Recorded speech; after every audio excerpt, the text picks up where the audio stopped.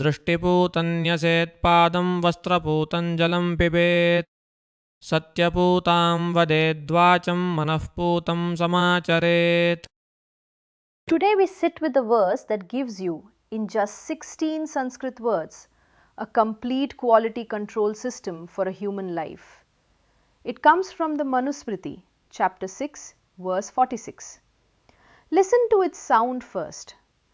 Drishtiputam nyaset padam vastraputam jalam pibet satyaputam vaded vacham manahaputam samacharet. One should place the foot purified by sight. One should drink water purified by cloth. One should speak speech purified by truth.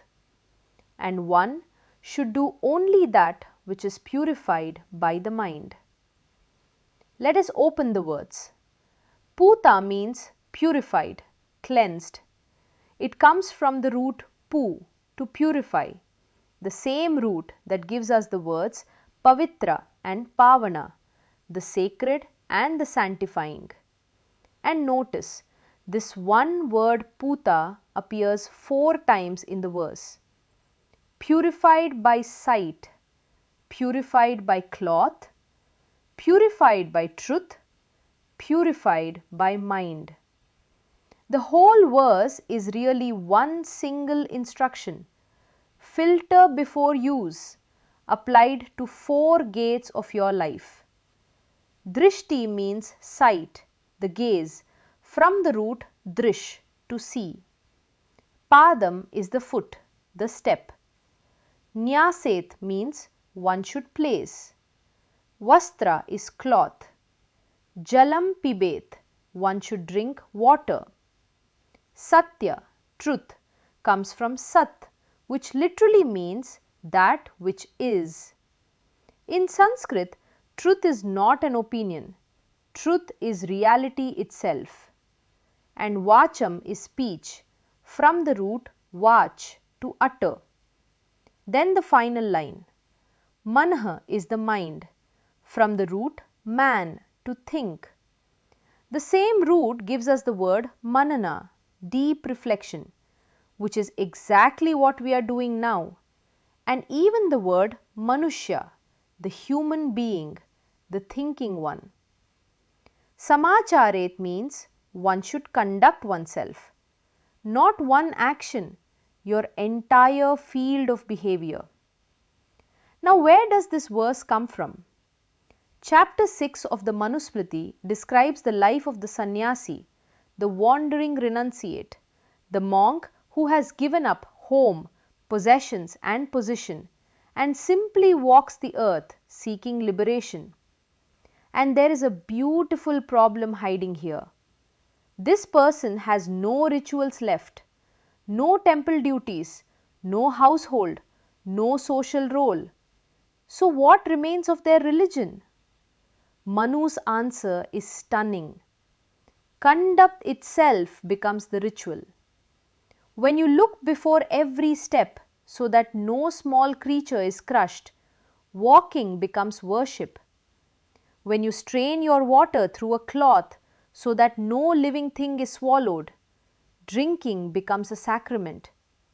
When every sentence passes through the filter of truth, speech becomes an offering, and the mind becomes the priest who presides over everything.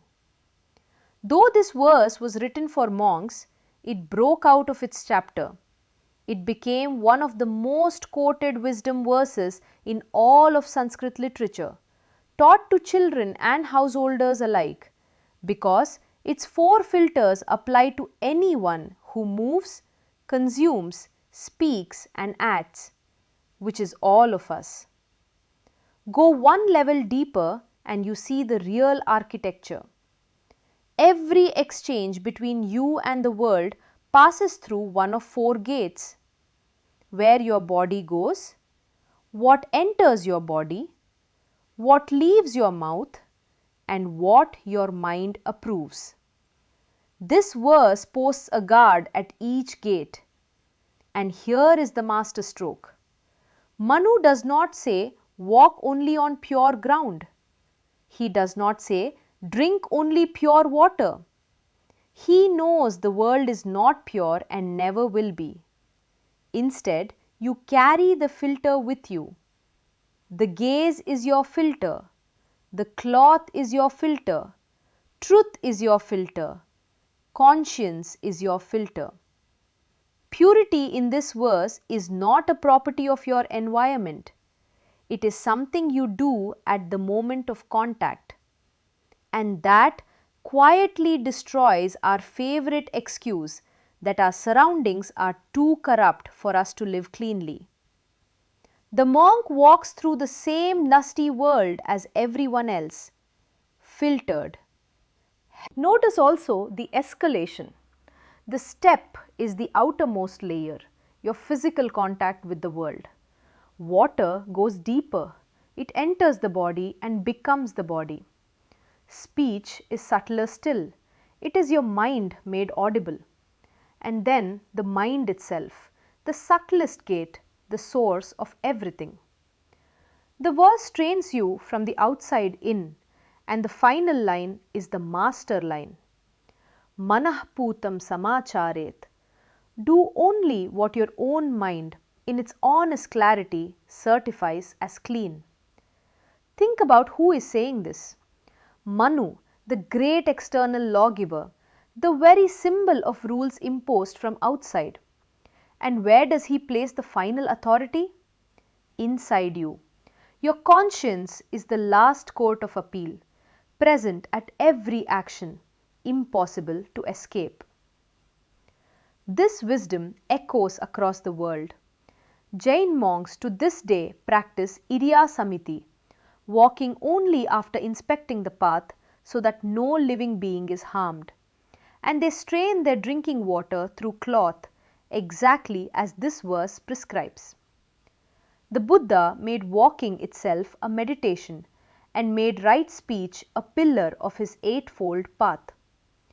The Stoic philosopher Epictetus taught that no impulse should be acted on until reason has examined and approved it, which is manahputam in Greek clothing. Modern psychology calls these implementation intentions, pre-decided if-then filters that research shows are far more powerful than vague willpower. And here is my favorite. Some years ago, scientists in Bangladesh proved that filtering drinking water through folded sari cloth cut cholera cases by roughly half. A monastic rule over 2000 years old turned out to be life-saving public health science.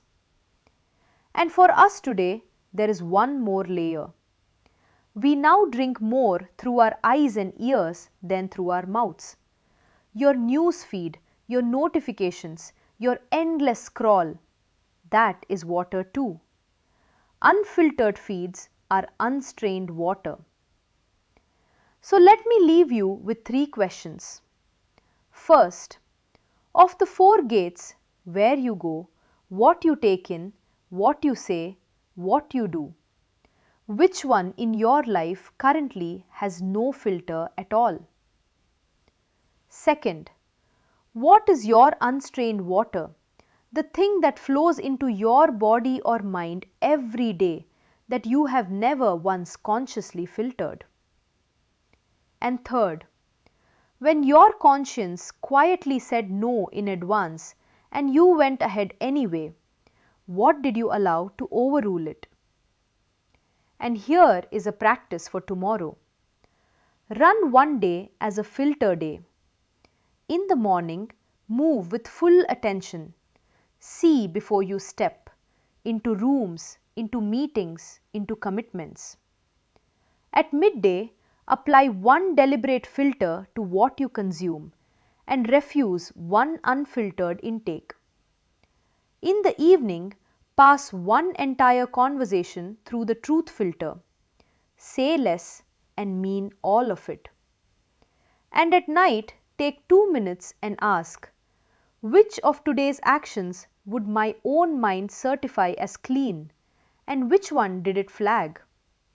No guilt, just the audit. Because a mind that knows it will be reviewed begins filtering in advance. Drishtiputam nyaset padam, vastraputam jalam pibet, satyaputam vaded vacham, manahputam samacharet. Watch the step, strain the water, filter the word, and let nothing into your life that has not first been purified by your own mind. दृष्टिपूतन्यसेत्पादं वस्त्रपूतं जलं पिबेत् सत्यपूतां वदेद्वाचं मनःपूतं समाचरेत्